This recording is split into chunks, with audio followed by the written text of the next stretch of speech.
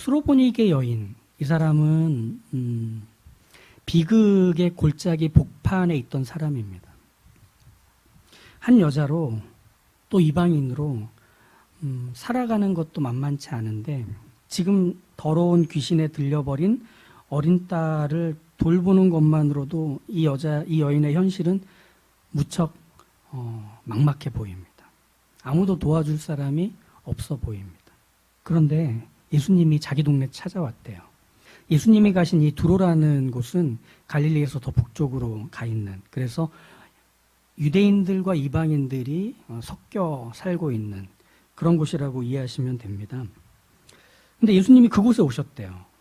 주로 갈릴리에 계시거나 아니면 예루살렘에 계실 것 같은 그분이 오셨다니 단번에 찾아가서 예수님께 도움을 구하려고 했죠. 그런데 예수님의 대답이 어떻죠? 27절을 보시면 자녀로 먼저 배불리 먹게 할지니 자녀의 떡을 취하여 개들에게 던짐이 마땅치 아니하니라. 이 수로보니게 여인은 자기가 들어왔던 예수님에 대한 소문과 지금 예수님의 이야기는 너무 다른 어떤 그 온도차를 느꼈습니다. 예수님은 병자들을 고쳐주시고 귀신 들린 자들을 낫게 하시고 줄이고 가난한 자들에게 위로와 채움을 아끼지 않는 분이라고 들었는데 예수님의 능력과 기적은 오직 유대인들에게만 있다. 너희 같은 이방인들은 받을 수 없다. 너희들은 하나님의 자녀가 아니라 하나님이라고 이름을 부를 수도 없는 개일 뿐이다. 이렇게 얘기하니까 말이죠. 지금의 이 비극의 고리를 끊어줄 수 있는 분으로 여겨 찾아왔는데 이런 매몰차고 사나운 거절을 이 수로보니게 여인이 받았을 때 심정이 어땠을까? 큰 충격이었을 겁니다. 그런데 이 사람의 멘탈이 놀랍습니다. 28절을 보시면 주여 올소이다마는 상 아래 개들도 아이들의 먹던 부스러기를 먹나이다. 수로보니게 여인은 예수님의 이 말씀을 노라고 들었지만 받아들이진 않은 거예요. 그렇게 들었다고 수긍하고 돌아가지 않았기 때문에. 오히려 예수님의 이 말씀 속에서 그는 희망의 단서를 포착합니다. 먼저 그리고 개라는 말씀에 집중했던 거예요. 시간을 두고 기다리면 자기에게도 차례가 온다는 면에서 먼저를 포착한 거예요. 자녀에게 먹을 걸 주고 그 자녀가 먹던 것을 흘리면 그 다음은 자기 차례잖아요. 그리고 그냥 개가 아니라 주인의 상 곁을 허락받은 개라면 그 부스러기를 먹을 수 있는 기회가 올 것이라고 생각했던 것이죠. 비록 식탁에 올려진 음식을 당연하게 먹을 수 있는 자녀는 아니에요. 그렇다고 자녀의 떡을 빼앗아 달라고 한 것도 아니에요. 자녀를 내쫓고 대신 자기가 그 자리를 앉겠다고 한 것도 아니에요. 기다리겠다는 겁니다. 대단한 멘탈이지 않습니까? 또 주인이 주시는 떡을 먹을 수 있는 순서에서는 밀리겠지만 그게 순서에서 빠지는 건 아니라는 걸 괜찮다는 거예요. 말하자면 이런 거 아닐까요? 네, 맞는 말씀이십니다. 그 말이 무슨 뜻인지 저 너무 잘 알겠어요. 그런데 주님, 식탁 아래 개들이 어슬렁대는 건 주인과 그의 아이들이 먹던 음식이 떨어질 때 그걸 주워서 맛나게 먹기 위한 거 아닐까요? 이 밥상이 유대인들을 위해 차려진 것이라 해도 아직 부스러기를 먹을 개들의 자리는 있을 거라는 거 압니다. 그러니 주인의 상은 넉넉한 상이라 저는 차례가 올 때까지 기다릴 수 있습니다. 그래서 예수님은 이 말을 하였으니 돌아가라 라고 얘기하시며 네 딸이 나았다 하시는 걸로 이 이야기가 끝이 나요. 가장 선명하게 드러나는 이 여인의 모습은 절박함일 거예요. 우리가 절박한 상황에 처하게 되면 도움을 받을 환경, 그것을 마련하려고 애쓸 수밖에 없죠. 또 누군가 나를 도와줄 사람을 찾아내서 그 사람에게 갈 수밖에 없죠. 그게 절박함일 겁니다. 속담에 개똥도 약에 쓰려면 없다. 아시죠? 이 속담의 의미는 이런 거잖아요. 평소에 흔하던 것이 막상 필요해지면 보이지 않는다. 뭐 이런 거잖아요. 근데 이 속담은 슬픔이 있습니다. 어떤 슬픔이냐면 약이 필요한 상황에서 개똥이 약이라니까 그것이라도 찾아내야 하는 절박함이 담겨져 있는 슬픔입니다. 누구나 절박한 상황에서 네가 걸린 병에는 또 네가 사랑하는 사람이 걸린 병에는 이 개똥이 약이 된대 라면 그거라도 다려서 쓸 각오가 된 게 절박함이죠. 이렇게 사람이 절박해지면 도움을 받을 수 있는 것에 민감해집니다. 사실 이런 민감함은 둔감함을 함께 갖고 있는 민감함인 것 같아요. 뭐냐면 그분을 향해서 또 그것을 향해서 나를 도와줄 수 있고 그리고 도움을 받을 수 있는 바로 그것이 있다는 걸 확인했을 때 찾아내려고 할 때의 그 민감함은 그것 외에 다른 것들에는 다 둔감해져요. 둔해져요. 마태복음 15장은 같은 이야기가 나오는 기록이 있는데요. 거기서 가나안 여자라고 나오는 이 수로보니게 여인이 예수님을 찾아와서 큰 소리로 도와달라고 간청합니다. 근데 예수님이 돌아보지도 않으세요. 얼마나 소리를 질렀던지 주변에 있는 사람들과 제자들이 선생님 저렇게 소리를 지르는데 반응이라도 좀 해주십시오. 아니면 그냥 가라고라도 좀 해주십시오라고 할 정도였어요. 그러니까 이 여자가 그냥 거절만 당한 게 아니라 무시도 당했어요. 근데 이게 아랑곳하지 않는 거예요. 즉 절박함은 민감함과 더불어 둔감함도 같이 갖게 하는 것 같아요. 오직 나를 도와줄 그분께만 집중하는 거죠. 병들었을 때, 병에 걸렸을 때 그 분야에 아주 탁월한 의사가 있고 그의 의술과 경험이 정말 필요하다면 그분에게 진료받기를 거절하거나 미룰 이유는 없을 겁니다. 당장 찾아가겠죠. 근데 그분이 명의인 거예요. 번호표를 뽑으래요. 뽑았더니 한 3시간은 기다려야 돼. 어떻게 할까요? 내일 오지 뭐 이럴까요? 아니요. 망설이지 않고 뽑을 겁니다. 그 번호표를 누가 좀 빠른 번호를 버린 게 있으면 그걸 다 주스러 쓰레기통을 뒤질 수도 있을 겁니다. 그게 절박함이잖아요. 자존심 상해할까요? 대기해야 되는 걸 억울해할까요? 아니요. 그냥 기다리면 됩니다.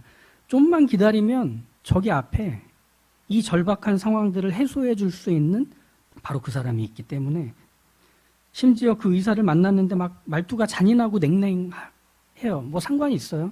병만 나오면 되지. 수로보니게 여인이 예수님의 이 무시, 차별하는 말씀에도 거기에 그렇게 별로 개의치 않는 이 모습은 자신의 딸을 살려내야만 하는 간절함 때문입니다. 딸을 고치기 위한 간절한 어머니의 마음, 그건 이런 마음 아닌가요? 쉽게 실망할 수 없는 마음이에요. 자존심을 내세울 수 없는 마음이에요. 철저히 딸이 낫게 되는 것 하나에만 집중하는 민감함 그리고 둔감함 뿐인 마음이에요. 부모는 그래요. 딸을 고칠 수 있는 오직 단 하나의 수단이며 길로서 예수님을 확신했고 그래서 예수님의 말씀 속에서 민감하고 세심하게 또 둔감하게 희망의 단서를 포착해내고 있는 이 여인의 모습. 근데 이제 생각해봐야 하는 건 이거 아닌가요? 이런 수로보니게 여인의 절박함은 신앙이라고 할 수 있을까요? 절박함이 신앙일까요? 사람이 종교를 찾고 향하는 이유는 상황과 상태가 만들어내는 절박함 그리고 그것을 해결해 줄 수 있는 절대자에 대해 민감해졌기 때문일 겁니다. 그렇겠죠? 그래서 민감해진 모든 감각을 동원해서 자신을 도울 대상을 찾아냅니다. 동시에 도울 대상을 찾아내는 민감함은 그 대상에게 당연히 기대하고 바라고 소망해야 될 것들 그것을 바라며 달려갈 겁니다. 그런데 그걸 과연 신앙이라고 할 수 있을까? 이렇게 절박하고 또 민감한 상태로 나를 도울 자를 찾기 위해서 애쓰는 이 모습 자체 말이죠. 성경은 절박함이 일으킨 그 민감함, 이것을 믿음이라고 하지는 않습니다. 왜냐하면 그렇게 찾아낸 대상이 하나님이라고 할 수는 없기 때문에 그래요. 예수님을 이 수로보니게 여인이 하나님의 아들이며 구원자로 여겼을까요? 오히려 이 수로보니게 여인은 자신의 딸을 고쳐줄 분으로 확신했을 뿐이지 그리고 그것은 그의 절박함이 만들어낸 확신일 뿐이지 그렇다고 예수님이 누군지에 대해서 알고 믿고 있는 데까지는 가지 않았습니다. 어릴 때 교회에서 자주 듣던 말이 있는데 한번 들어보세요.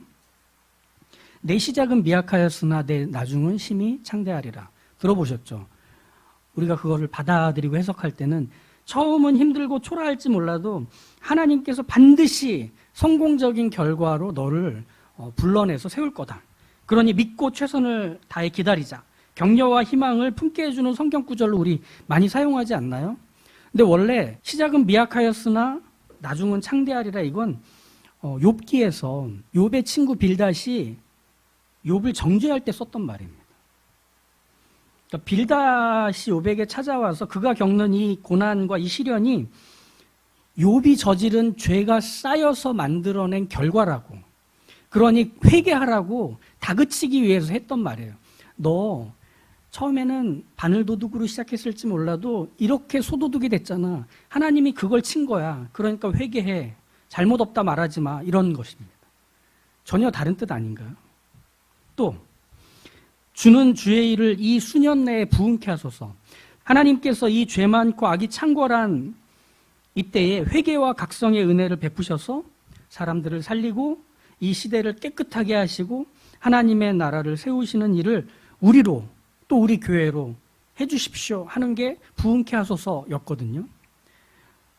하지만 하박국 선지자가 했던 이 말은 하나님을 모르고 그래서 악을 도모하며 살아내는 이 더럽고 악으로 창궐해진 이 세상을 하나님이 갈아엎어 달라는 저주였어요.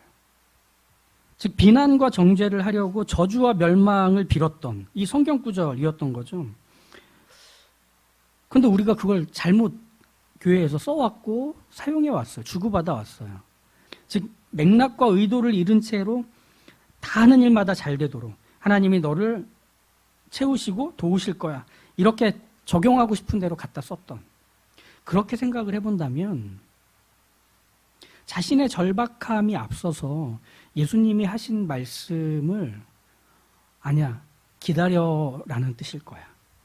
그러니 내게도 기회가 온다는 뜻이 될 거야 라고 희망의 회로를 돌리고 그리고 뭔가 정신승리를 하는 것처럼 보일 수도 있는 거예요. 수로보니게 여인은. 그렇기 때문에 이 절박함이 곧 신앙이라고 말할 수는 없다는 것입니다. 우리는 여기서 이 이야기의 시작을 봐야 합니다. 이 이야기의 시작이 어떻죠? 수로보니게 여인의 절박함으로 열어내는 시작의 이야기입니까? 아니요. 예수님이 일어나셔서 두로로 가셨다로 시작합니다. 즉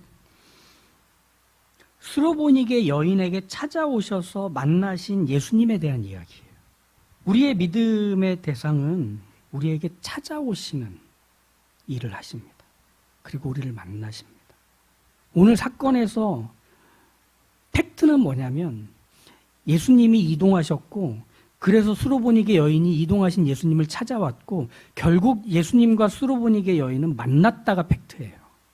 거기서부터 이야기를 봐야 하는 게 우리가 이 수로보니게 여인의 믿음을 확인하는 중요한 첫 단추가 될 수밖에 없습니다. 절박함으로 보면 누구나 다 절박하기 때문에 그게 굳이 기독교일 필요도 없고 하나님일 필요도 없고 예수님일 필요도 없잖아요. 근데 여기서는 그 사건이 아니라 예수님과 그 여인이 만났다로부터 봐야 하는 사건인 겁니다. 그래서 이렇게 되는 거예요. 예수님의 말씀을 통해서 수로보니게 여인은 예수님과 자신이 아무런 사이가 아닌 걸 알았지만 그건 예수님을 만나서 알게 된 거예요. 이 여인은 식탁의 주인과 자신은 부모와 자녀의 관계가 아니라 주인과 개의 관계라는 걸 알았지만 그건 예수님을 만났기 때문에 알게 된 거예요. 자신은 어떤 호의도 어떤 도움도 어떤 관심도 받을 수 없는 그저 이방 개들 중에 하나일 뿐이겠지만 그것도 예수님을 만나서 알게 된 거예요. 그런데 이 예수님의 말씀이 여인을 비참하게 하고 억울하게 만들었나요? 아니요. 오히려 자신이 할 수 있는 게 없다는 사실이 예수님을 만나서 분명히 확인하게 된 사실이었던 겁니다. 자신에게 주인이 있다는 걸 알았기 때문에. 그 주인이 식탁을 차리고 내가 먹을 음식을 마련하셨다는 걸 알았기 때문에. 뭘 통해서? 예수님을 만나는 걸 통해서. 예수님이 수로보니게 여인에게 하신 거절과 냉정한 그 말씀은 하나님과 이 여인의 격차를 확인시켜주는 그 말씀이었어요. 즉 수로보니게 여인은 예수님을 만나고 나서 하나님이 누구신지 드디어 소개받은 거예요. 이게 이 사건의 핵심입니다. 예수님을 만나서 이 수로보니게 여인이 드디어 하나님이 누구신지를 알게 된 거예요. 그의 절박함으로 하나님을 찾아낸 게 아니라 소개받은 거예요. 예수님을 통해. 그래서 예수님의 말씀으로 무엇을 간절히, 누구를 간절히 여겨야 되는지를 비로소 알게 된 거죠. 하나님과 나의 격차, 이것은 여인을 비참하게 한 게 아니라 하나님을 더욱 찾고 의존하고 향하게 만듭니다. 이것이 바로 겸손으로 눈이 떠지는, 하나님을 찾는 착하고 부드러운 마음을 받게 되는 모습입니다. 격차가 우리를 부끄럽게 하는 게 아니에요. 하나님은 이런 분이고 내가 이런 존재라서 이 닿을 수 없는 차이가 나로 하여금 비참하고 억울하고 슬프게 만드는 게 아니라 오히려 더 그분을 찾고 향하게 만든다는 것. 그런 점에서 모든 절박함이 신앙은 아니지만 예수님이 찾아오셔서 만나시면 절박함은 하나님이 누구신지를 알아보게 하는 민감함, 그리고 하나님 외에 다른 것들에는 반응하지 않는 둔감함을 갖게 해줍니다. 수로보니게 여인에게 드디어 확인이 된 겁니다. 아, 내 인생의 주인이 내가 아니었구나. 나의 이 비참함, 어떻게 해도 할 수 없는 막막한 현실에서 내가 져야 하는 책임이라는 것이 있을진 몰라도 그 온전한 책임을 다 나에게 맡겨낸 그 비참한 숙명을 살아내라고 나 혼자 인생에 던져진 게 아니었구나. 하나님이 내 인생의 주인이셨구나. 그분을 통해서 내가 먹을 게 있고 마실 게 있구나. 이걸 확인하게 됐던 거죠. 그러니 그 식탁에서 떨어져 흘러내리는 부스러기는 기다렸다 먹으면 되는 나의 양식이 되는 겁니다. 그 주인의 소유가 된 나이기 때문에. 하나님만이 오직 단 하나의 내 인생의 수단이며 길로 여길 수 있게 예수님의 이 말씀, 찾아오셔서 하신 이 말씀은 이 여인에게 하나님이 누군지 알고 그분께 의지하고 향할 수 있는 믿음을 갖게 한 것, 이게 바로 이 이야기의 핵심이 되는 겁니다. 우린 하나님을 스스로 알 수도 없습니다. 우리가 믿음을 갖는다는 것, 우리가 구원을 받는다는 것, 그리고 우리가 삶의 변화와 회복과 성장을 이루게 된다는 것은 그분이 우리에게 찾아오셔서 일어나는 것들입니다. 사람은 그렇게 말랑말랑하지가 않더라고요. 주인의 밥상에서 떨어지는 부스러기라도 좋습니다를 받아내기까지 예수님은 찾아오셔서 계속 우리를 끌어내리시고 그 다음으로 데려가시는데 거기서 우리가 커요.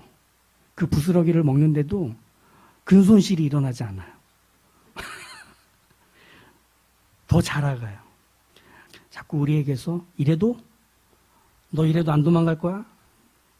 너 이래도 그만 안 둘 거야? 이 정도 했으면은 돌아가라. 아닙니다, 주님. 저 기다리겠습니다. 하실 때까지, 하고 계시는 걸 볼 때까지 저 여기 있겠습니다.